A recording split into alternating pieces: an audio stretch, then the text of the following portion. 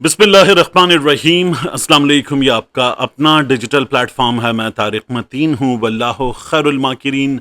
अल्लाह सबसे बेहतर तदबीर फरमाने वाला है, वही बचाएगा मेरे देश को बलाओं से, जो बारिश में शजर से घोंसला गिरने नहीं देता, क्योंकि उसकी तदबीर तमाम तदाबीर की इमाम है।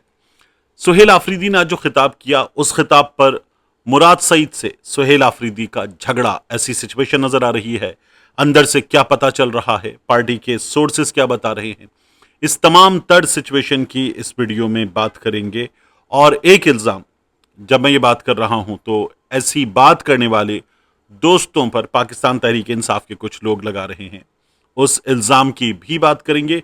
लेकिन सबसे पहले अहम तरीन खबर, बुशरा बीबी को शिफा ट्रस्ट आई हॉस्पिटल जो है वहां ले जाया गया है, इमरजेंसी में ले जाया गया है। और बुशरा बीबी के हवाले से हमारे पास इत्तलात आ रही हैं कि बुशरा बीबी की आंख का, कुछ लोगों ने ये कहा कि ये फॉलोअप है, चेकअप है, और कुछ लोगों ने ये कहा कि प्रॉब्लम है। इसलिए प्रॉब्लम वाली बात दुरुस्त लगती है कि उनकी रेटिनल डिटैचमेंट सर्जरी हुई और उसके बाद उन्हें फौरी तौर पर वापस लाया गया हॉस्पिटल से अडियाला जेल, वहां नहीं रखा गया। डॉक्टर्स ने उनका ये बताना था, अपनी फैमिली को, कि रिकमेंड किया था कि वो हॉस्पिटल में रहें, लेकिन नहीं रखा गया। और बुशरा बीबी को बहुत ज़्यादा हालत बिगड़ने पर रेटिनल डिटैचमेंट सर्जरी के लिए ले जाया गया था। मेरी उनकी फैमिली के सोर्सेस से बात हुई और उन्होंने ये बताया कि वो बहुत सख्त परेशान हैं और उन्हें बहुत नागवार गुजरता है, बहुत ज़्यादा उन्हें असियत का सामना है कि पाकिस्तान तहरीक इंसाफ की जो लीडरशिप है वो भी कुछ नहीं कर रही, और जिनके हाथ में मामलात हैं वो फैमिली को बताना तक गवारा नहीं करते। मुलाकात तो बहुत दूर की बात है। मैंने फिर पूछा कि पिछली बार आप लोगों को बताया गया था उनकी सर्जरी के हवाले से, उन्होंने कहा नहीं, बताया नहीं गया था, हमें बुलाया गया था कि आप पहुंचे। क्यों पहुंचे, क्या हुआ है, ये तक नहीं बताया गया, वगरना उसकी जो इमरजेंसी है उसके हिसाब से फैसला किया जाता है। अब बात कर लेते हैं मुराद सईद की और सुहेल आफरीदी के मामले की। देखिए, जो सुहेल आफरीदी ने आज खिताब किया मानसहरा में, उस खिताब में उन्होंने ये कहा कि कोई और इमरान खान ना बने, कोई और ना बताए, मैं किसी दूसरे इमरान खान की बात नहीं सुनूंगा। इस खिताब से पहले हमारे सामने आया पाकिस्तान तहरीक इंसाफ में एक धमाकेदार ट्वीट मुराद सईद का, जिसमें उन्होंने इस्टेब्लिशमेंट के बड़ों का नाम लिया, फील्ड मार्शल साहब का नाम लिया। मुराद सईद साहब ने यह भी कहा कि कर्नल साहब का ताना दिया जाता है, यानी मुराद सईद ये कहता है कि कर्नल साहब के कहने पर चल रहे हो, मुराद सईद के व्हाट्सएप मैसेज से और वॉइस नोट से प्रॉब्लम हो जाता है। तो मुराद सईद ने फिर उसके अलावा बहुत सख्त बातें की। सुहेल आफरीदी साहब ने जो जवाब दिया, दूसरे इमरान खान की बात नहीं सुनूंगा, नाम लिए बगैर, ये मुराद सईद को जवाब दिया गया। देखिए, पहले मैं आपको ये बता दूं कि पाकिस्तान तहरीक इंसाफ में लीडर इमरान खान है, लेकिन मुराद सईद जो आईएसएफ के लीडर और सुहेल आफरीदी के लीडर रहे हैं, सीनियर रहे हैं, तो मुराद सईद जो है वो पाकिस्तान तहरीक इंसाफ खैबर पख्तूनख्वा में जो सबसे ताकतवर चंद शख्सियात हैं उनमें से एक हैं, और मुराद सईद की बहुत चलती है। सीएम कौन होगा इसमें उनकी मानी जाती है, वुज़रा कौन होंगे इसमें उनकी मानी जाती है, और मुराद सईद जब कुछ कह देते हैं तो फिर सोशल मीडिया मुराद सईद की मानता है। मुराद सईद इमरान खान के बाद पाकिस्तान तहरीक इंसाफ में जो सबसे मकबूल शख्सियात, अगर 2 से 3 आप नाम लेंगे तो मुराद सईद उनमें भी शायद सबसे ऊपर मौजूद हों। यानी शाह महमूद कुरैशी साहब हैं, कुर्बानियाँ ठीक ठाक हैं, यास्मीन राशिद साहिबा हैं, कुर्बानियाँ ठीक ठाक हैं, और मुराद सईद साहब हैं। और फिर मुराद सईद साहब के बारे में जब ये बार बार बताया जाता है कि इमरान खान साहब ने कहा है कि तुम मंजर आम पर मत आना, तुम्हारी जान खतरे में है, तो कारकुनों की जो मोहब्बत और उनसियत है वो और बढ़ जाती है। अब मुराद सईद साहब ने कहा था तहरीक क्यों नहीं चलाई जा रही, सब फैसले खुद हो सकते हैं मगर तहरीक का फैसला नहीं। बड़ी कड़ी तनकीद थी। सुहेल आफरीदी साहब ने जवाब दिया। अब ये मैं आपको जुमले दोनों के निकाल के बता रहा हूं। जब तमाम रास्ते बंद कर दिए जाएं और दीवार से लगा दिया जाए तो फिर एहतजाज ही वाहिद रास्ता रह जाता है। हमें एक दूसरे की ताकत बनकर मुकाबला करना होगा। जवाब भी दिया और कहा तनकीद मत करें, साथ दें। यहां सुहेल आफरीदी साहब ने यह तासुर भी दिया है कि हम एहतजाज के लिए तैयार हैं। हम पर यह इल्जाम कि हम कुछ नहीं कर रहे, यह इल्जाम दुरुस्त नहीं है। मुराद सईद ने क्या कहा, जुमला उनका लिखा हुआ, कयादत बहाने बनाती है, कभी बारिश, कभी रमजान, कभी गर्मी। ये एग्जैक्टली उनके लिखे हुए जुमले हैं। सुहेल आफरीदी की तकरीर में जवाब था, हमें मुत्तहिद होकर अपने हुकूक की जंग लड़नी और इमरान खान के नजरिए पर डटे रहना है। आ, एक मोरल पोजीशन ली मुराद सुहेल आफरीदी साहब ने कि हम कमिटेड हैं, हम पीछे हटने वालों में से नहीं हैं, बहाने नहीं बना रहे, हम डटे हुए हैं।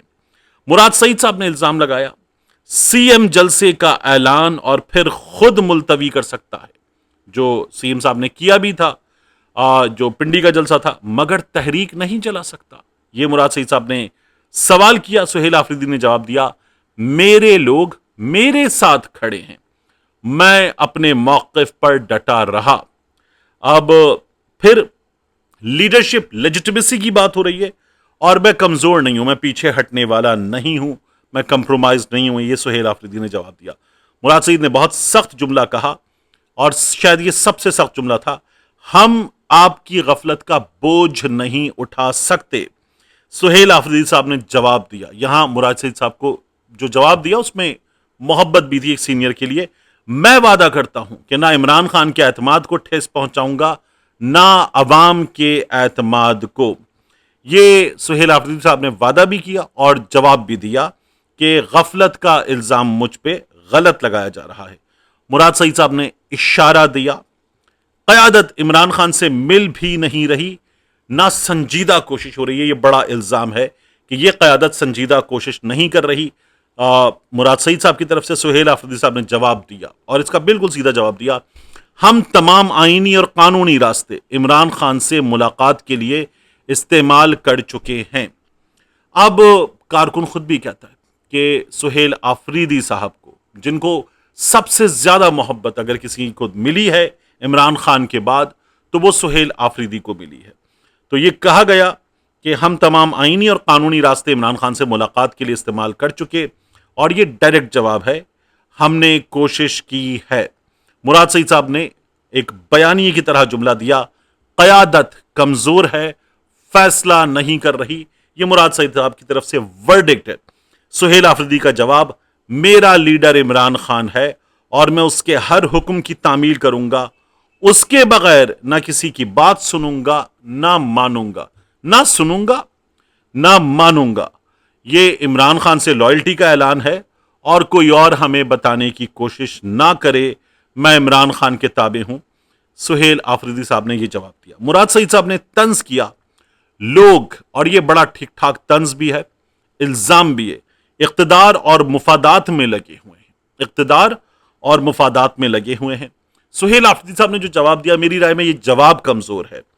एलीट माफिया कभी नहीं चाहता कि मिडिल क्लास आगे आए। ये जो है ना, एक नैरेटिव शिफ्ट होता है और या स्पिन डॉक्ट्रिन होता है, और फिर सिस्टम पे सुहेल आफरीदी साहब ने जो तनकीद है वो सिस्टम पे डाल दी।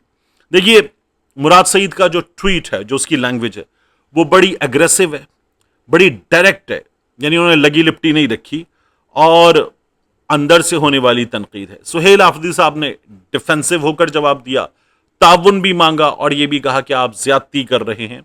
यह सुहेल आफरीदी साहब का जवाब है। सुहेल आफरीदी साहब ने कहीं भी नाम नहीं लिया, वैसे नाम मुराद सईद साहब ने भी नहीं लिया, लेकिन सीएम कहा था।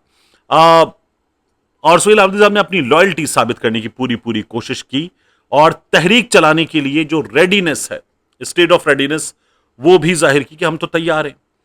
मुराद सईद कहते हैं आप कुछ नहीं कर रहे, सुहेल आफरीदी साहब कहते हैं हम कर रहे हैं, हम डटे हुए हैं।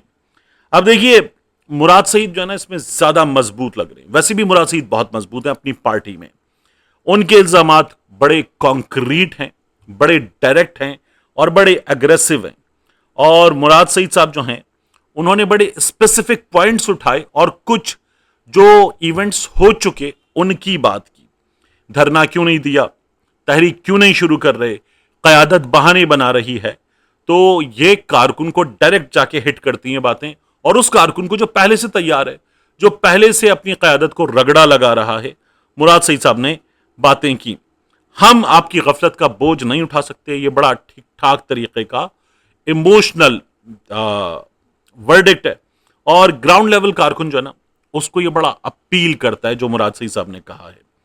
और सुहेल आफरीदी साहब इस्तीफा देने की पेशकश पहले भी कर चुके और फिर मुराद सईद साहब जो हैं वो रूपोशी और मुश्किलात का जिक्र करते हैं, तो मुराद सईद साहब कारकुन से ज्यादा कनेक्ट कर रहे हैं। सुहेल आफरीदी साहब जो लॉयल्टी कार्ड है उसके जरिए अपने आप को मजबूत कर रहे हैं, लेकिन सुहेल आफरीदी साहब इस वक्त जो चीजें हैं उनमें कुछ जगह पीछे रह गए हैं।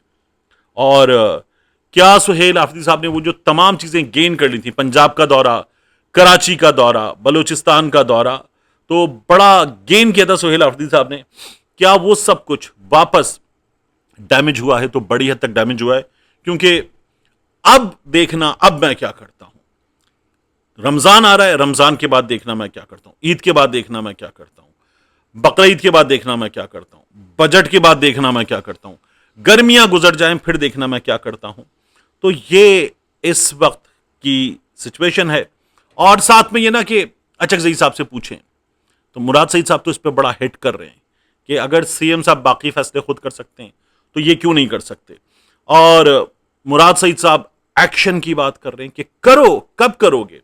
और सुहेल आफरीदी साहब जो हैं वो पेशेंस की बात कर रहे हैं और मजबूरियां भी बता रहे हैं कि मैं ये जो बुजुर्ग हैं इनकी तरफ देख रहा हूं। तो मुश्किल सूरत हाल है, अंदरूनी तकसीम है, और फिर पार्टी के अंदर एक अदद कंफ्यूजन भी है। इसका फायदा कौन उठा रहा है? इसका फायदा उठा रही है एस्टैब्लिशमेंट।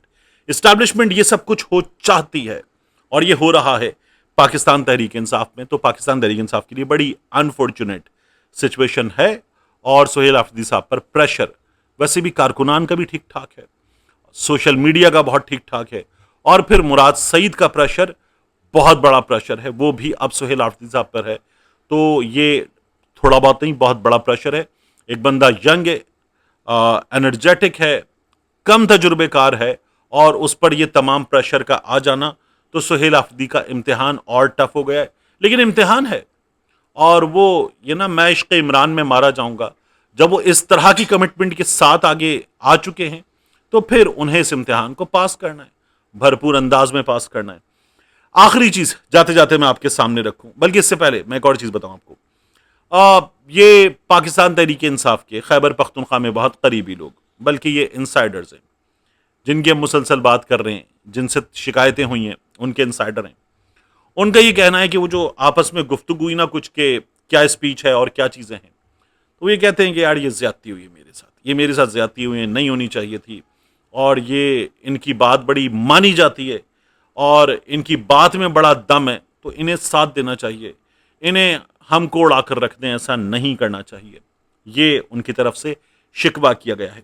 आखिरी चीज, मरियम नवाज शरीफ साहबा ने आज फरमाया कि एक ऐसी हेल्थ इंश्योरेंस पॉलिसी लाएंगे जिसके जरिए जो भी जहां भी जैसा भी चाहे इलाज करवा सके।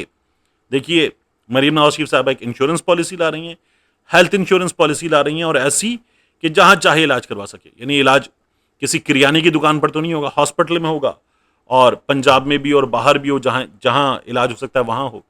तो फिर याद रखिए कि यही इमरान खान साहब का हेल्थ कार्ड था, और यही मुस्लिम लीग नून के लिए मुसीबत था।